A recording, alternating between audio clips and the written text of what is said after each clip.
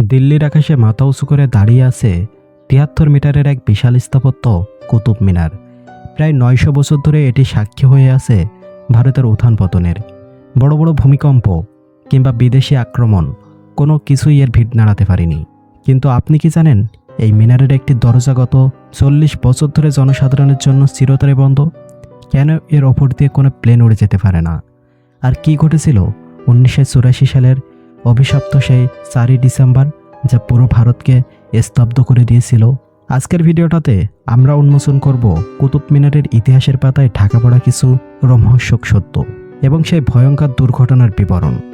ভিডিওটি একদম শেষ পর্যন্ত দেখুন, কারণ শেষে আমরা এমন কিছু বৈজ্ঞানিক ও অলৌকিক রহস্য নিয়ে আলোচনা করব যা আপনার গায়ের লোম খাড়া করে দেবে। কুতুব মিনারের গল্প শুরু হয় ১১৯৯ সালে।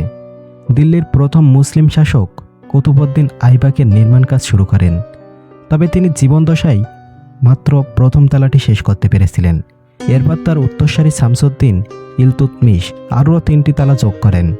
১৩৬৮ সালে বজ্রপাতে এর ওপরের তালা ক্ষতিগ্রস্ত হলেও ফিরোজ শাহ তুগলক পঞ্চম এবং শেষ তালাটি নির্মাণ করেন। আপনি জানলে অবাক হবেন, কুতুব মিনার কিন্তু একদম সোজা দাঁড়িয়ে নেই। পিসার হিলানো মিনারের মতো এটিও একপাশে সামান্য হেলে আছে। এছাড়া এর উচ্চতা ৭৩ মিটার হলেও এটি ভারতের আইকনিক তাজমহলের চেয়েও সামান্য ছোট। কিন্তু পাথরের কারুকার্য আর লাল বেলপাথরের এই মিনার স্থাপত্যশালীর এক অনন্য নিদর্শন। ১৫-১৬ শতকের প্রলয়ঙ্কারী ভূমিকম্প এই মিনার অক্ষত থেকে নিজের দৃঢ়তা প্রমাণ করেছে। এবার আসা যাক সেই প্রশ্নে, কেন কুতুব মিনারের ভিতরটা বন্ধ করে দেওয়া হলো? ১৯৮৪ সালের ৪ই ডিসেম্বর দিনটি অন্য ১০টা দিনের মতোই শুরু হয়েছিল। শীতের সকালে প্রায় ৪০০-৫০০ পর্যটক এবং স্কুল শিক্ষার্থী মিনারের ভিতরে ভিড় জমিয়েছিল। কুতুব মিনারের ভিতরে রয়েছে প্রায় ৩৭৯টি অত্যন্ত সরু এবং খাড়া সিঁড়ি। মিনারটি পাথরের তৈরি এবং দেওয়াল অনেক পুরু হওয়ায় এর ভিতরে কোনো জানালা নেই। দিনের বেলাতেও ভিতরে ঘুটঘুটে অন্ধকার থাকে, তাই আলোর জন্য পুরোপুরি বৈদ্যুতিক বাল্বের ওপর নির্ভর করতে হতো। দুপুর নাগাদ একদল স্কুল শিক্ষার্থী মিনারের একদম উপরের তলায় ছিল। ঠিক তখনই ঘটে সেই বিপর্যয়। হঠাৎ পুরো মিনারের বিদ্যুৎ চলে যায়। চোখের পলকে ৩৭৯টি সিঁড়ি ডুবে যায় নিশ্ছিদ্র অন্ধকারে। ছোট ছোট বাচ্চারা আতঙ্কিত হয়ে চিৎকার করতে শুরু করে। সরু সিঁড়ি দিয়ে অন্ধকারে সবাই নিচে নামার জন্য হুড়োহুড়ি শুরু করে। সিঁড়িতে কোনো ভালো রেলিং ছিল না এবং জায়গা এতটাই কম ছিল যে একজন পড়ে গেলে অন্য সবার উপর গিয়ে পড়ছিল। মানুষের চাপে এবং অক্সিজেনের অভাবে সেখানে এক বিভীষিকাময় পরিস্থিতি তৈরি হয়। সেই পদপিষ্ট হওয়ার ঘটনায় প্রায় ৪৭ জন প্রাণ হারায়, যাদের অধিকাংশই ছিল স্কুল পড়ুয়া শিশু। এই মর্মান্তিক ঘটনার পর ভারত সরকার নিরাপত্তার খাতিরে কুতুব মিনারের ভিতরে প্রবেশপথের দরজা চিরতরে সিল করে দেয়। আজও সেই দরজা খোলার সাহস কেউ করেনি। দুর্ঘটনার পর থেকেই কুতুব মিনারকে ঘিরে শুরু হয় নানা রহস্যময় গুঞ্জন। উদ্ধার হওয়া অনেক শিক্ষার্থী পরে দাবি করেছিল সে অন্ধকারে তারা অশরীরী কোনো অস্তিত্ব অনুভব করেছিল। কেউ কেউ বলে তারা কানে শুনেছিল অদ্ভুত সব আর্তনাদ, যা কোনো জীবিত মানুষের হতে পারে না। আজও রাতে পাহারা দেওয়া সিকিউরিটি গার্ডদের মুখে শোনা যায় অদ্ভুত সব কাহিনী। অনেকেই দাবি করেন গভীর রাতে মিনারের ভিতর থেকে শিশুদের কান্নার আওয়াজ ভেসে আসে।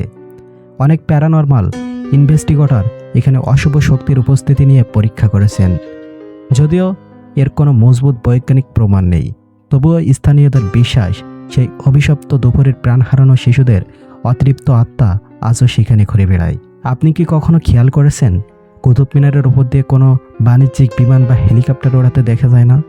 এটি কোনো কাকতালীয় ঘটনা নয়। দিল্লি বিমানবন্দরের রানওয়ের কাছাকাছি হওয়া সত্ত্বেও কুতুব মিনারের ওপর দিয়ে ওরা কঠোরভাবে নিষিদ্ধ।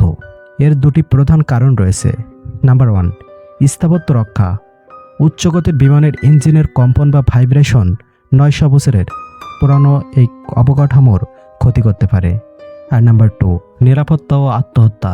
একসময় কুতুব মিনার আত্মহত্যার জন্য একটি কুখ্যাত স্পট হয়ে উঠেছিল। প্রায় ১,০০০-এর বেশি মানুষ এর ওপর থেকে লাফ দিয়ে প্রাণ বিসর্জন দেওয়ার চেষ্টা করায় সরকার এর ওপরে কড়া নজরদারি এবং নো ফ্লাই জোন ঘোষণা করে দেয়। কুতুব মিনার শুধু ইটপাথরের একটি স্তব্ধ নয়, এটি বীরত্ব, ট্র্যাজেডি এবং অমীমাংসিত রহস্যের এক সংমিশ্রণ। হাজার বছর ধরে দাঁড়িয়ে থাকা এই মিনার আমাদের মনে করিয়ে দেয় সময়ের চাকা কত নিষ্ঠুর হতে পারে। আপনি কি কখনো কুতুব মিনারকে সামনাসামনি দেখেছেন? সেই বন্ধ দরজার সামনে দাঁড়িয়ে আপনার কেমন অনুভূতি হয়েছিল?